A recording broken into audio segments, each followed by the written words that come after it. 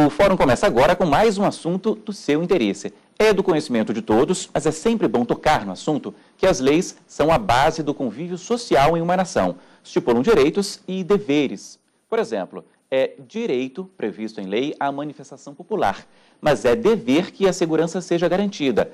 E o que a lei prevê se, em um protesto, houver descontrole da população com atos de vandalismo? Há pouco tempo, a esplanada dos ministérios em Brasília passou por isso. Vamos relembrar. As imagens são do circuito fechado do Ministério da Cultura. Algumas pessoas passam correndo ao longe. Em seguida, usam paus que sustentavam bandeiras para quebrar as vidraças. Aqui, em uma das entradas do prédio, pessoas ainda do lado de fora quebram vidros com pedras. Em seguida, elas entram. A imagem perde um pouco a qualidade, mas é possível ver a destruição. Repare no canto inferior direito a tentativa de atear fogo em pedaços de madeira. Um rapaz se aproxima e acerta a câmera mais de uma vez. Ainda assim, o equipamento grava a fogueira. Ao mesmo tempo, na recepção principal, muitas pessoas entram e destroem tudo o que veem. Um rapaz usa um poste para quebrar telefone e computadores. Uma semana depois do episódio, a Advocacia Geral da União entrou com uma ação na Justiça cobrando R$1.600.000 dos sindicatos que organizaram a manifestação. A AGU diz que foi esse o prejuízo financeiro causado pelos atos de vandalismo. A gente fala sobre isso hoje com o professor de Direito Administrativo, Gustavo Amaral, e também com a doutora em Direito Penal, Soraya Mendes. Bom, primeiro, muito obrigado pela presença dos dois aqui com a gente. Eu começo, Soraya, perguntando o seguinte: o que é o vandalismo? Como é que a gente define que ponto que um protesto passa a ser ato de vandalismo? Bem, Paulo, eu te diria que um protesto não passa a ser um ato de vandalismo. Protesto é uma manifestação legítima, democrática, dentro dos marcos que estão estipulados no nosso texto constitucional e em todos os tratados internacionais dos quais o nosso país faz parte. Agora, é possível que aconteçam dentro de manifestações populares, sempre frisando legítimas, que algumas pessoas se valham da multidão que ali se aglomera para que possam praticar atos como esses que nós vimos. Então, nesse caso específico, definindo sob a perspectiva jurídica, jurídico-penal, nós estamos falando de crime de dano. E nesse caso, mais especificamente ainda, levando em consideração que os bens ali atingidos são bens da União, nós estamos falando de uma hipótese de dano qualificado previsto no nosso Código Penal. E que, portanto, sujeita a uma pena que, na realidade, é uma pena que não tem uma relevância em termos quantitativos maior, uma pena que vai de 6 meses a 3 anos, mas que, de qualquer sorte, marca a impossibilidade de que atos como esse passem incólumes. O que é importante a gente destacar também é que a responsabilização no campo penal já não seria possível mesmo, de parte das centrais sindicais, mas mesmo uma tentativa de responsabilização no campo civil pelos danos causados, ela reflete uma forma de tentar coibir o protesto como um todo. E isso é problemático, porque isso toma uma parte muito diminuta de algo que aconteceu e que infelizmente aconteceu. A coisa pública pertence a todos nós, mas que de alguma forma reflete uma tentativa de, com um montante financeiro como esse, tentar coibir o protesto como um todo. Então, isso é bem problemático. Acho que esse é um ponto que a gente precisa aprofundar em termos democráticos, neste Estado que nós chamamos democrático de direito. A gente vê as imagens ali na reportagem, as imagens chamam muito a atenção, mas eu estou vendo o seu cuidado em separar, o protesto dessa questão do dano do vandalismo, não é isso? Exatamente, até porque aquelas pessoas que ali estão, pela forma como agiam, todas elas com os rostos cobertos e a violência perpetrada contra o patrimônio público, não se pode deixar distante uma hipótese de serem pessoas, inclusive, infiltradas para que pudessem provocar atos como esse, que nos preocupam e que acabassem por deslegitimar ações maiores, que são ações democráticas, contrárias a reformas, favoráveis a ações que vão coibir a corrupção, enfim. O povo na rua sempre é bom e é bom porque, em termos democráticos, isso sinaliza que nós precisamos estar com, no mínimo, o sinal amarelo aceso. Então, aqueles pontos ali, aquela destruição, ela marca muito mais algo que até pode ser realmente um ato premeditado, pensado para deslegitimar ações populares que precisam ser até intensificadas neste momento que estamos vivendo. E qual o papel do Estado, Gustavo, que pode ser feito em relação a isso? Como a doutora Soraya bem ressaltou, a gente precisa, em um primeiro momento, diferenciarmos o vandalismo daquilo que nós chamamos da manifestação. A manifestação é uma evolução da democracia e ela é benquista aos olhos democráticos. Agora, quando a gente fala do vandalismo, esses danos causados por ato de multidão, mais propriamente para o direito administrativo, o que o direito administrativo ressalta sobre isso? A preocupação com esses atos de multidão, essa preocupação não é uma preocupação de agora, do Brasil recente. Ela é uma preocupação que ela já é antiga na nossa história. E essa preocupação começou a existir no âmbito do direito positivo, após a Revolução Francesa, lá em 1789, quando, com medo daqueles atos que seriam causados em virtude da Revolução Francesa, o Estado precisava ter uma resposta social a esses danos.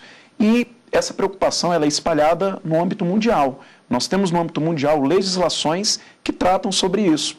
Na França, nós temos legislações, nos Estados Unidos temos a Lei 107/56 de 2001, Portugal, nós temos a Lei 25 de 2008, a própria Itália, no Código Civil, no artigo 2043, trata sobre isso. O que nós temos hoje?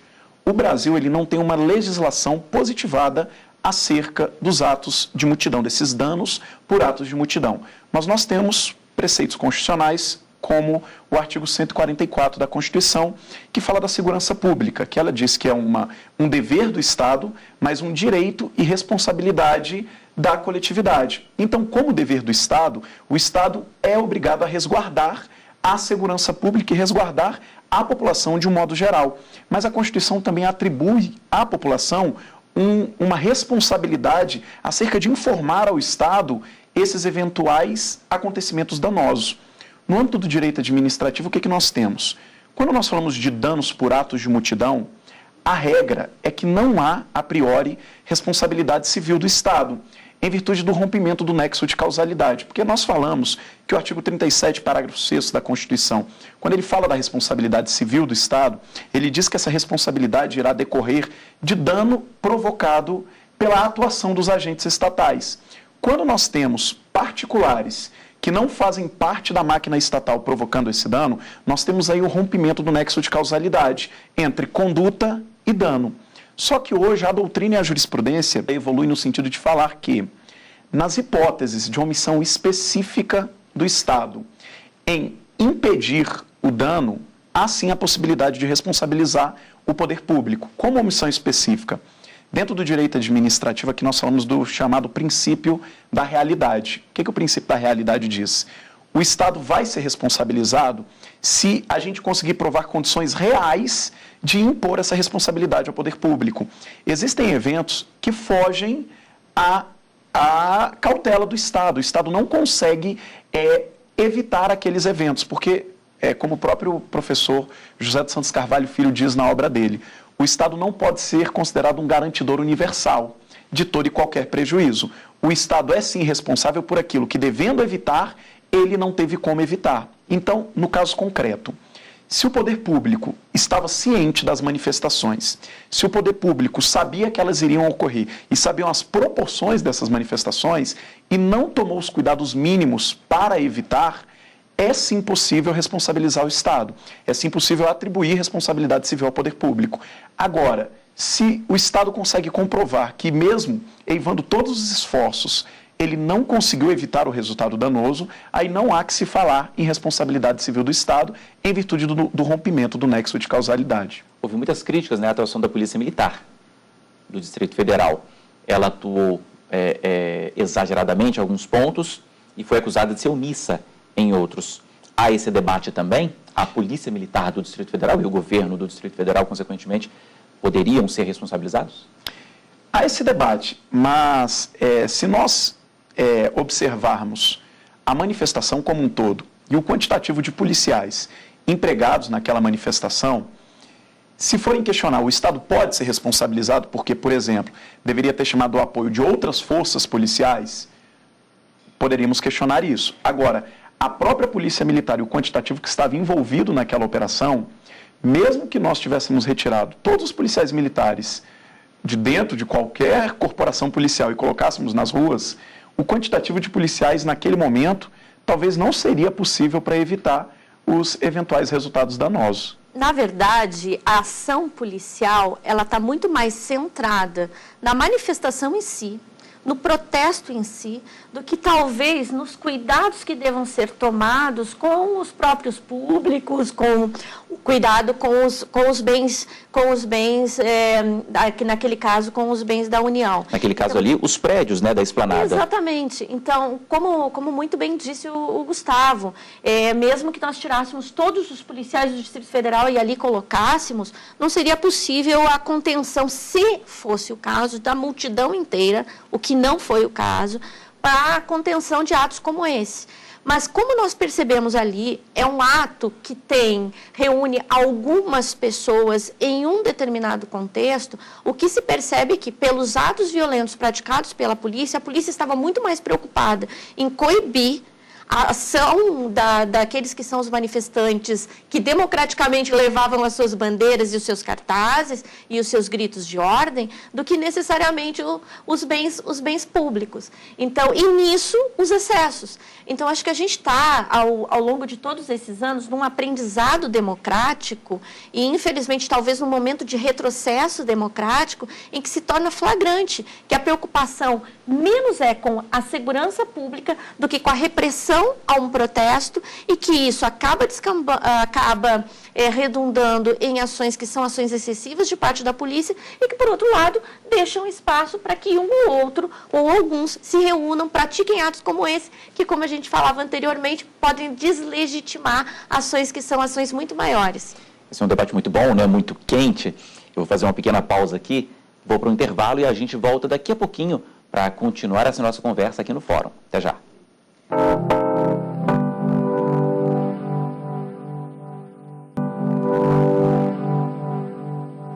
Estamos de volta com o Fórum e o assunto de hoje é a responsabilização de atos de vandalismo em manifestações públicas.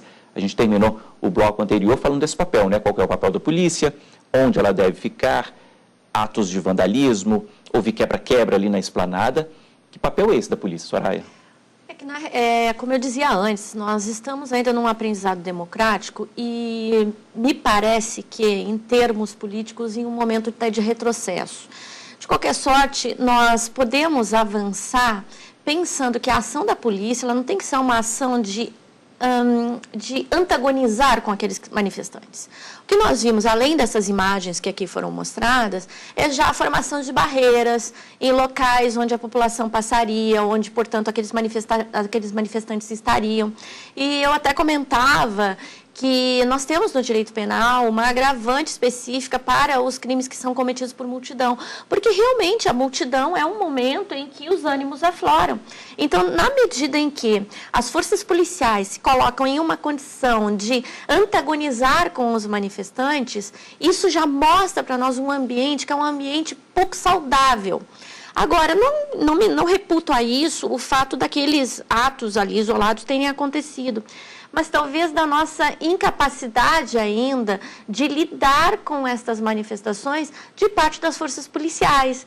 O que nós precisamos ter é um ambiente que seja seguro a todos e todas. Afinal, naquele espaço estavam pessoas mais idosas, crianças, adultos, ou seja, todos têm o direito de tomar as ruas para levar as suas demandas. E fazendo aqui só um gancho muito rápido ainda com o que o Gustavo falava no bloco anterior, e que me parece interessante, lembrando a Revolução Francesa em 1789, é interessante que os textos constitucionais, as cartas anteriores, elas traziam o direito à insurreição. E a carta de 1793, né, a francesa, ela trazia muito especificamente um ponto que dizia algo semelhante na medida em que os meios legais, aqueles autorizados para as manifestações contrárias aos governos já não forem os possíveis de serem utilizados, é dado a todo e qualquer homem, é bastante machista, né, nesse aspecto, mas é dado a todo e qualquer homem o direito à insurreição. Nesse sentido, a gente tem que pensar, então, o que é a democracia. A gente pensa, a democracia é o governo da maioria, portanto, é o que a maioria decide. Mas o professor Luigi Ferraioli traz um termo que me parece muito interessante. Ele diz, é um governo da maioria, mas no qual não se pode suplantar a minoria, principalmente através de soníferos morais. E essa ação, voltando à ação da AGU, parece um sonífero moral. Ou seja, você diz, calma tudo.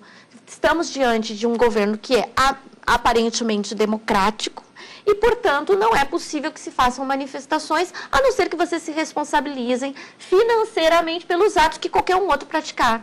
Eu acho que isso é muito problemático e é o que a gente tem que pensar em termos de perigo ao nosso processo democrático. Quem que deve ser responsabilizado, então, pelos atos? Não tem dúvida que aquelas pessoas que ali estavam, que foram mostradas nas imagens, têm de ser responsabilizadas. Não tem dúvida alguma. São atos que acabam nos provocando uma repulsa bastante grande, pessoas entrando com postes para quebrar telefones.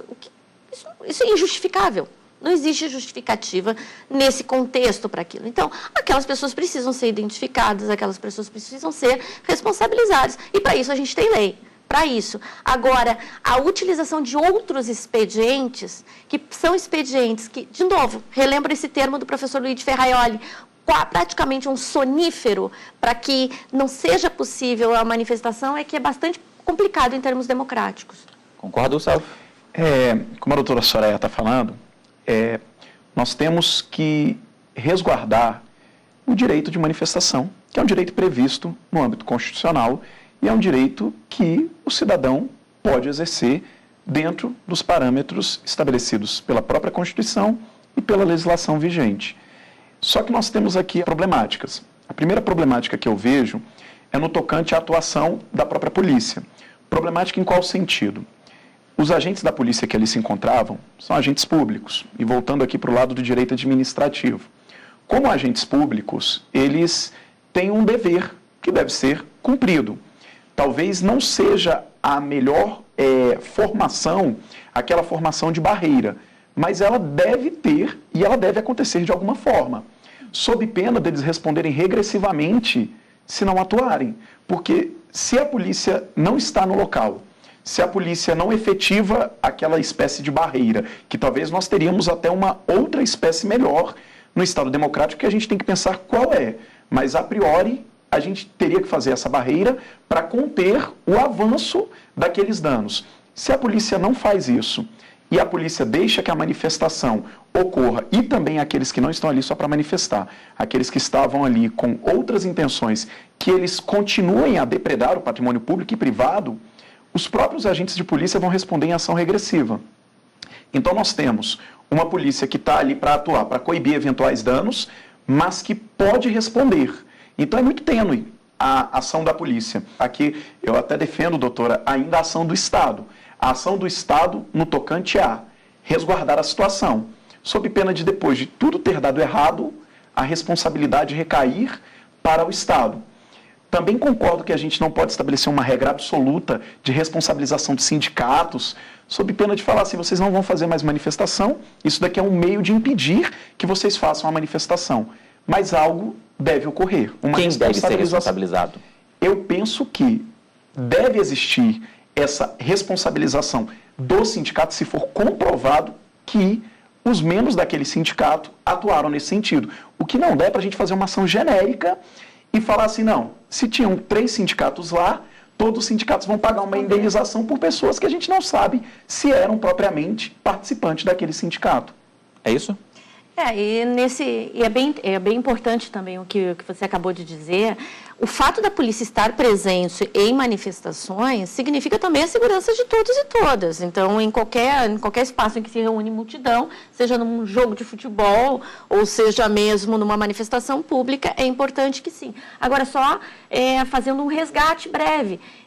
O problema todo não é o fato da polícia formar a barreira propriamente dita, como você muito bem colocou, mas formar a barreira em relação às pessoas que estão se manifestando e, de alguma forma, deixar, talvez, descobertos os prédios públicos para as ações que são ações laterais. Então, a gente tem que pensar aí em termos de inteligência da polícia nesse sentido, mas aí eu ainda voltaria à questão democrática mesmo, de se entender que se tem protesto, tem que ter polícia na rua. Vamos lá, vamos pensar isso, acho que de uma forma um pouco mais aprofundada, para que a gente possa avançar em termos do nosso Estado democrático.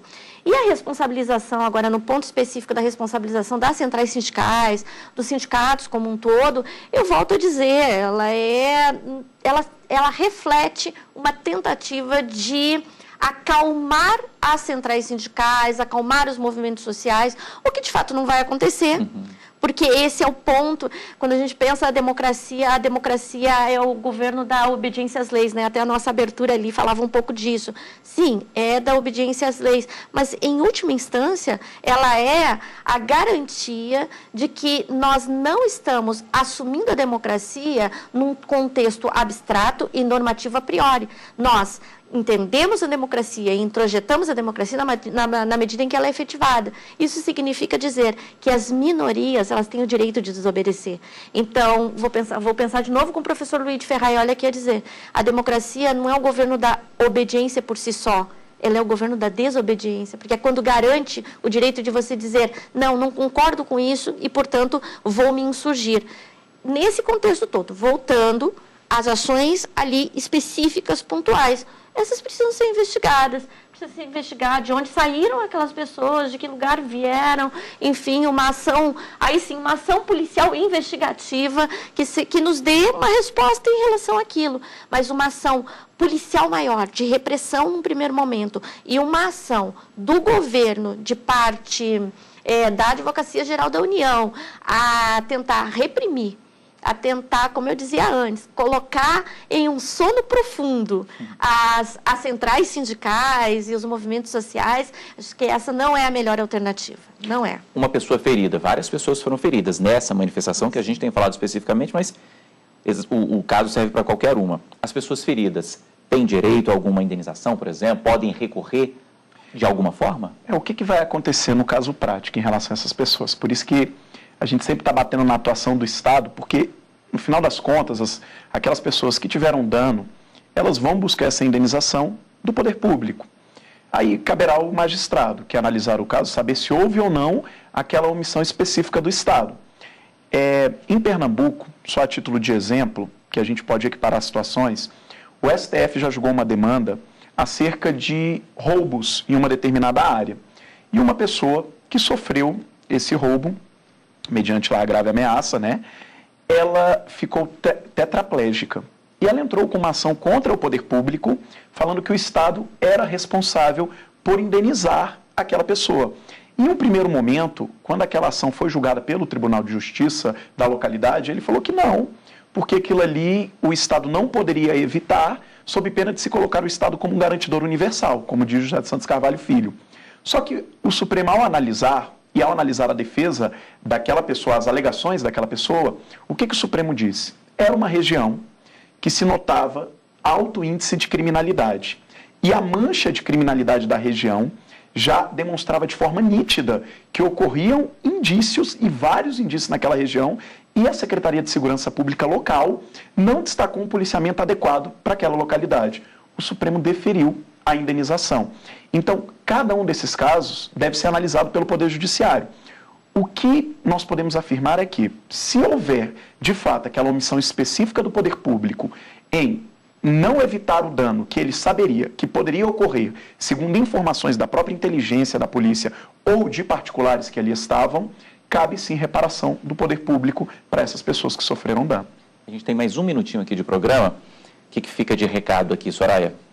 Para mim, o que fica de recado é que nós vivemos em um ambiente que precisa se construir como democrático e que as manifestações populares, elas são essenciais para a construção dessa democracia. Para mim, o que fica de recado é isso, muito mais do que qualquer ato isolado de quebra-quebra ou daquilo que denominamos aqui de vandalismo. Você, Gustavo? o que eu acho que a gente tem que ressaltar é o crescimento da democracia com essas manifestações. É o crescimento da vontade popular querendo contrariar a vontade dos governantes que cometeram atos que fogem aos dogmas do direito comum. Ok, queria agradecer bastante aqui a presença dos dois aqui no fórum. Eu agradeço ao professor de Direito Administrativo, Gustavo Amaral, e também à doutora em Direito Penal, Soraya Mendes, por participarem mais uma vez aqui do fórum de hoje. Agradeço também a você que nos acompanhou. Reveja este programa pela internet, no endereço tvjustiça.jus.br. O nosso e-mail é forum@stf.jus.br. E até o próximo programa. Tchau.